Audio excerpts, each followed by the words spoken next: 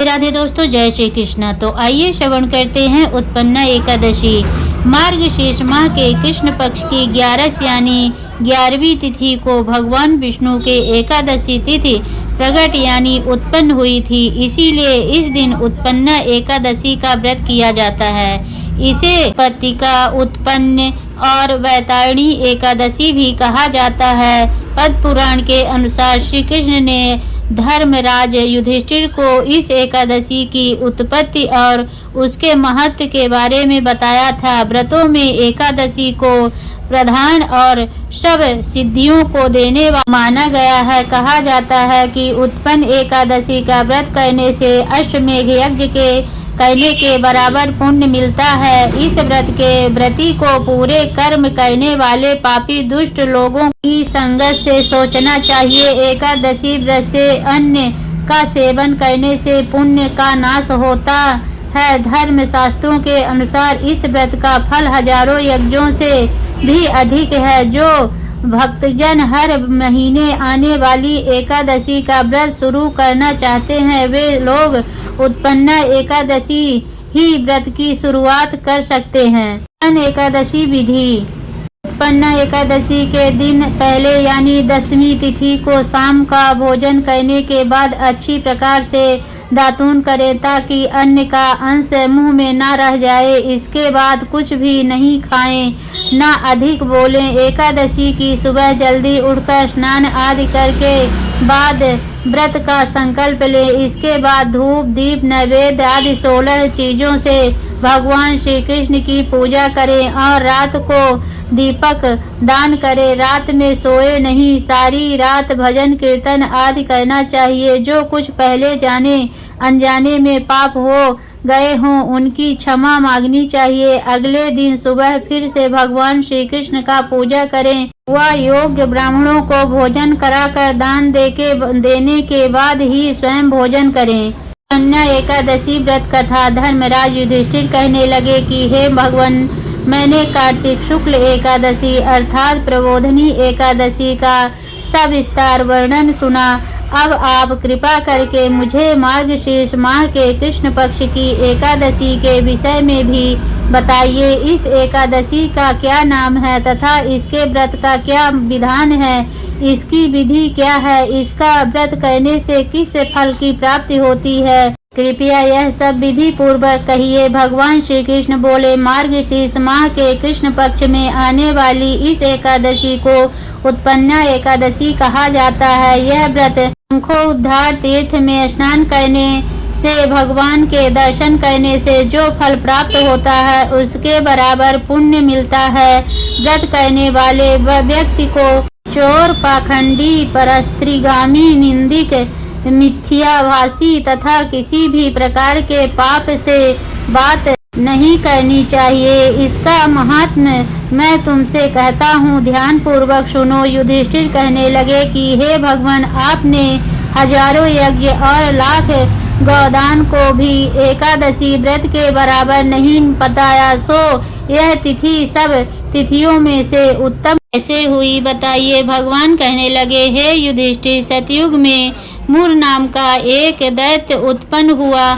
यह बड़ा बलवान और भयानक था। इस प्रचंड दैत्य ने इंद्र, आदित्य, वायु, वायु, अग्नि आदि सभी देवताओं को पराजित करके भगा दिया। तब इंद्र सहित सभी देवताओं ने भयभीत होकर भगवान शिव से सारा वृत्तांत कहा और बोले, हे कैलाशपति, मूर दैत्य से भयभीत होकर सब देवता मृत्यु लोक में फिर रहने आए हैं। तब भगवान शिव ने कहा, हे देवताओं, तीनों लोकों के स्वामी, भक्तों के दुखों का नाश करने वाले भगवान विष्णु की शरण में जाओ।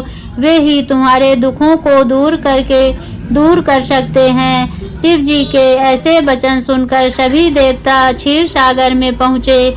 वहाँ भगवान को शयन करते देख हाथ जोड़कर उनकी स्तुति करने लगे कि हे देवताओं द्वारा स्तुति करने योग्य प्रभु, आपको बारंबार नमस्कार है। देवताओं की रक्षा करने वाले मधुसूदन, आपको नमस्कार है। आप हमारी रक्षा करें। दैत्यों से भयभीत होकर हम सब आपकी शरण में आए हैं। आप इस संसार के कर्ता, माता पिता, उत्पत्ति और पालनकर्ता और संहार करने वाले हैं। सबको शांति प्रदान करने वाले हैं। आकाश और पाताल भी आप ही हैं। सबके पितामह ब्रह्मा, सूर्य, चंद्र, अग्नि, सामग्री, ओम, आहुति, मंत्र, तंत्र, जप, यजमान, यज्ञ, कर्म, कर्ता, भोक्ता भी आप ही हैं। आप सर्वव्यापक हैं। आपके सिवा तीनों लोकों में चार तथा अचार कुछ भी नहीं है।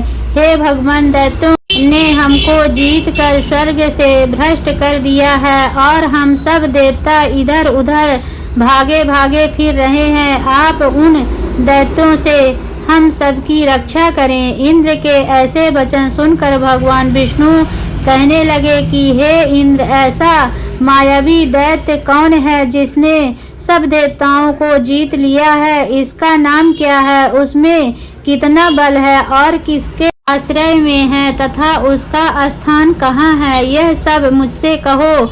भगवान के ऐसे वचन सुनकर इंद्र बोले, भगवान, प्राचीन समय में एक नाड़ी जंग नामक राक्षस था। उसके महापराक्रमी और लोक विख्याता मुर नाम का एक पुत्र हुआ। उसकी चंद्रवती नाम की नगरी, उसी ने सब देवताओं को स्वर्ग से निकालकर वहां अपना अधिकार जमा लिया है।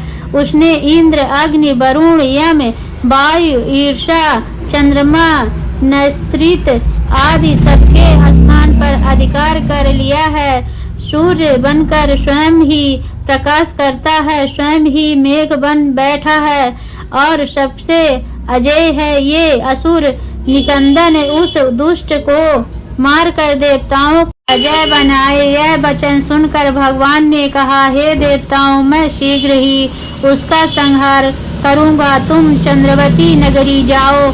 इस प्रकार कहकर भगवान सहित सभी देवताओं ने चंद्रवती नगरी की ओर प्रस्थान किया। उस समय दैत्य मुर सेना सहित युद्ध भूमि में गरज रहा था। उसकी भयानक गर्जना सुनकर सभी देवता भय के मारे चारों दिशाओं में भागने लगे। जब स्वयं भगवान रणभूमि में आए तो दैत्य उन पर भी अस्त्र शस्त्र आयुध लेकर दौड़े। भगवान ने उन्हें सर्प के समान अपने बाणों से बीघ डाला। बहुत से दैत्य मारे गए, केवल मुर बचा रहा। वह अविचल भाव से भगवान के साथ युद्ध करता रहा। भगवान जो भी तीक्ष्ण बाण चलाते वह उसके लिए पुष्प सिद्ध होता। उसका शरीर छिन्न भिन्न हो गया, किंतु वह लगातार युद्ध करता रहा। दोनों के बीच मल्ल युद्ध भी हुआ। 1000 वर्ष तक उनका युद्ध चलता रहा, किंतु मुर नहीं हारा। चक्कर भगवान बद्रिकाश्रम चले गए। वहाँ मेघवती नामक सुंदर गुफा भी, उसमें विश्राम करने के लिए भगवान उसके अंदर प्रवेश कर गए। यह गुफा 12 योजन लंबी थी और उसका एक ही द्वार था। विष्णु भगवान वहां योग निद्रा की गोद में सो गए।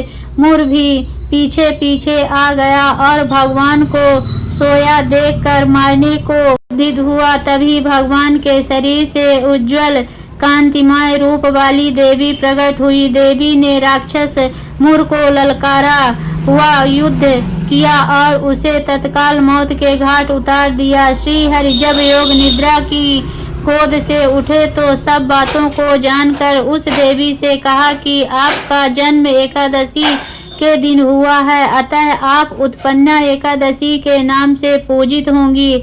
आपके भक्त वही होंगे जो मेरे भक्त होंगे। हरि विष्णु भगवान की जय।